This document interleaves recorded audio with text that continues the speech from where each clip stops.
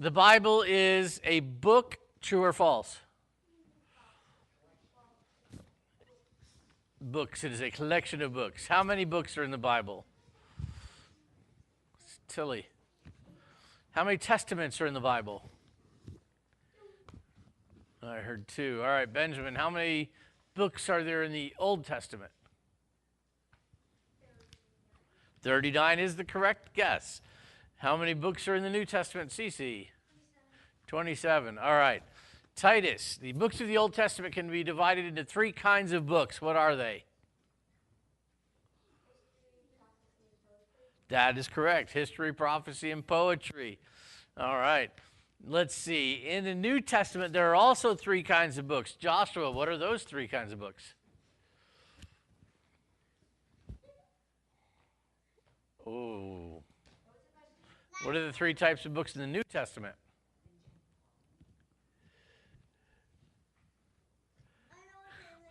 So Mr. Winger is feeding you answers, so I think he knows. I heard history, Pauline epistles, and general epistles. All right. So in the New Testament, if Paul wrote a book, what's the name of the book? Talara. People to whom it's addressed. If anybody else wrote the book of the Bible, what's the name of the book of the Bible? The person who wrote it. So it's a good way to tell Paul's letters apart from everybody else's. Ben, please, loose pop, please. Let's see. What else do we need to see here? There are how many poetry books? Talara. Close. 5. What are, no, 5 is the correct answer. All right, Lillian, what are the names of those 5 books?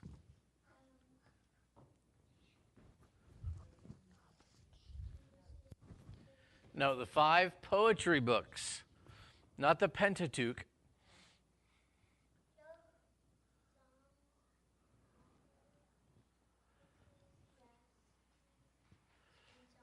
Song of Solomon, good. All right.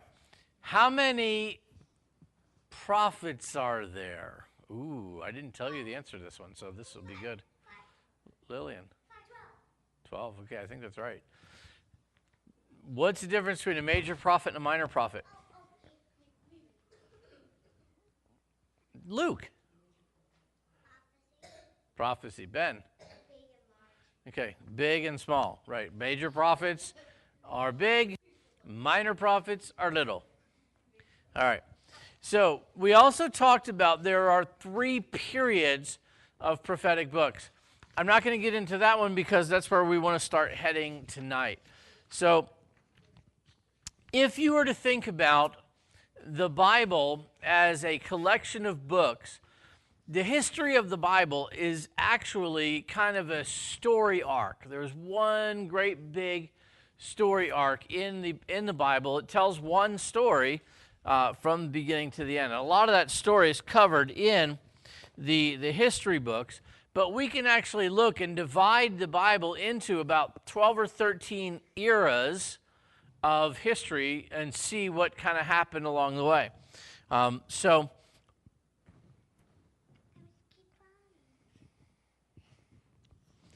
if we were going to start with the absolutely first era in the Bible, what do you think it might be? Talara. Creation. All right. So as we look at these eras of the Bible, here's what we're going to look at.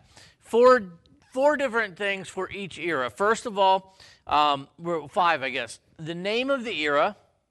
Okay. Secondly, we're going to look at the major events that define that era.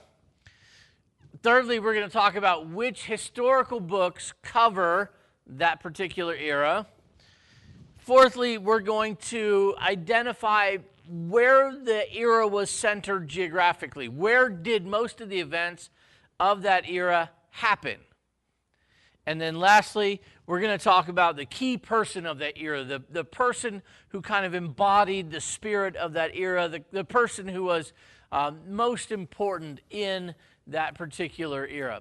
So Talara has already told us that the first era of your Bible is creation. Right. So What event might the creation era cover? Joshua. Creation. Very good. And actually, it's going to cover creation, the Great Flood, the Tower of Babel. It's really covering everything from creation up until the calling of Abraham is all in that era. Now, is that a big era? Yeah, that's a couple thousand years actually crammed into that era. It's a lot of time. The history book, though, it only is Genesis chapter 1 through Genesis chapter 11. So it doesn't even get a whole book. It's just the first 11 chapters of Genesis cover all of the history of this creation era. Now, what do you think is the most important kind of central place of this era? This one's a tough one.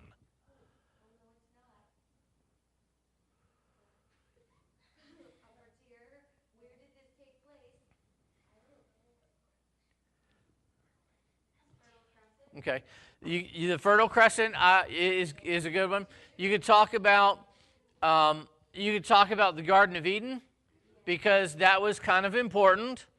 And other than that, the rest of that events of that era took place in that Fertile Crescent area. Where does the Fertile Crescent start? The southeastern edge. Tulare. Okay. Right, Mesopotamia, the land between two rivers. And it comes all the way up and over toward the Mediterranean Sea. All right, so who is the most significant person in this era? No, this stops before Abraham, so. The creation era, the most important place really is the Garden of Eden. We don't really know where the Garden of Eden was, but it was probably somewhere over in the area of the Fertile Crescent. I happen to think it might have been actually where the Mediterranean Sea is today. And I'll tell you more about that the next lesson when we get to geography. Who's the most important person in the creation era? Adam. Because he was like the first dude, right?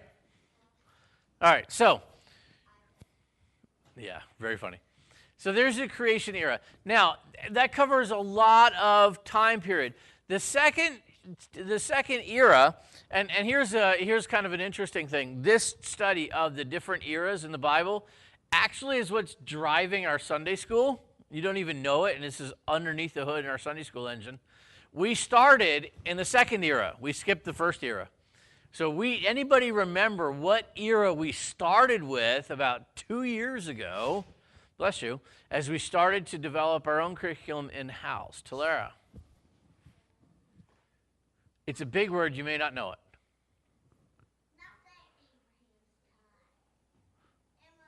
Okay, you're not far off, actually. The era is actually called the Patriarchs. If you said Patriots, I'll give you half credit because that's pretty close. Oh, you said the Patriarchs, sorry. So the Patriarchs is the second era. Now, the events in this second era covers the life of the four patriarchs. Who are the four patriarchs? Hey, wait, stop. Wait. What's a patriarch? Tulare. No. A patriot ark. No. It has nothing to do with the Patriots. Joshua. Head of a household or father. Right. It's the time of the fathers or the household heads.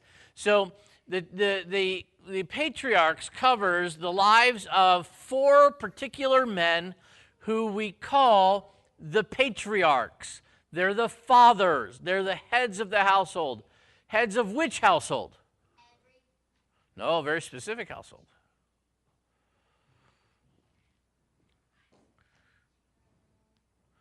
The household that would become known as Israel.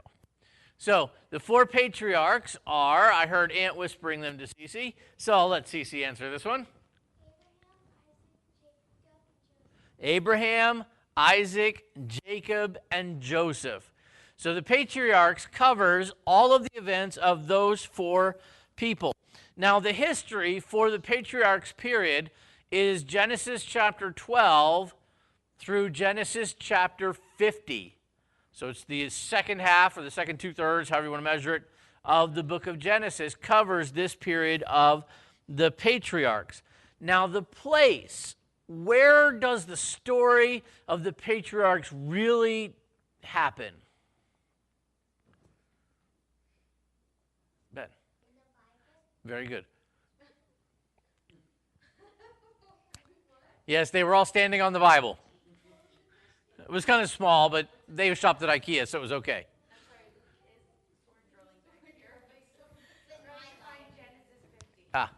So where does the story of the patriarchs happen? What region?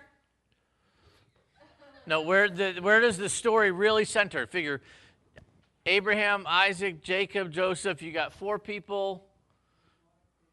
Benjamin. Israel does not exist yet.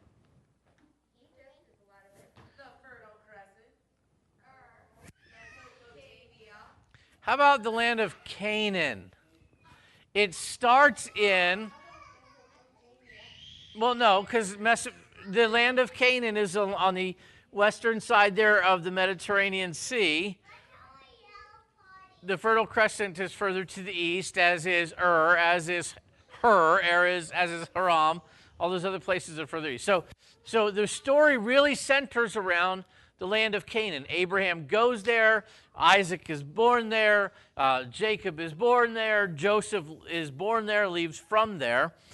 That kind of dovetails us into our next era, though, so we don't want to get too far from there. Who is the key person in this patriarch's era? Who is the most important person of the era, or the person who really is just kind of sums up the era, embodies it in one person? Abraham is correct. Abraham was the first patriarch. He was the person that God called out to go, and he went. All right, I think we'll get through one more tonight, and then we'll stop there. The third era. What's the first era? What's the second era? The patriarchs. What's the third era? Lillian. The Exodus is correct. Rock on. Your Sunday school teachers work well. So, the Exodus is the third era. Now, the events that are covered in this particular era are Israel's departure from Egypt and their 40 years journey in the wilderness. So, at the beginning of it, you get them going to Egypt. But Jacob's family, as they go to Egypt, they become this nation inside of another nation. The Exodus era covers their leaving from Egypt and their journey across the Sinai Peninsula and the wilderness journeys there. Now, the history, there are 2 places for this, okay? Your primary history for this era is going to be the book of Exodus and the book of Numbers. Those are the primary history for this era. There is secondary history. Remember, we talked about primary history does what? Carries the weight of history. Secondary historical books, what do? They restate it. They add some other detail. So the Exodus event era, we get the primary history in Exodus and Numbers. The secondary historical books that cover this era are Leviticus and Deuteronomy. So you get 4 whole books for this era, which is actually a relatively short era. When you get all the other ones, they got half a book. So, hands off my electronics. What's the place? Now, I'm actually going to give you 2 places for this one. They're pretty close to each other, but Mr. Winger. Egypt is the first one. Nope. Egypt and the Sinai Peninsula. So there's a desert area that is to the east of Egypt and to the south of what we would know of Israel today, called the Negev, also called the Sinai Peninsula. And so that was where the wilderness wanderings happened. So you have 2 places, Egypt and the Sinai Peninsula. And then finally, who's the most important person in this era? Till. Moses is the most important person in this era. He was the guy who led them led the Israelites out of Egypt. He was the one who led them across the wilderness. He's also the guy who wrote Exodus, Leviticus, Numbers, and Deuteronomy. So kind of important. He was also their big national figure. All right, so 3 eras tonight. What's the first one? Second one? Third one? Exodus. Right, so you're getting that starting of the historical books of the Bible, this historic arc that we could look at, goes all the way to the end times. We'll get there eventually.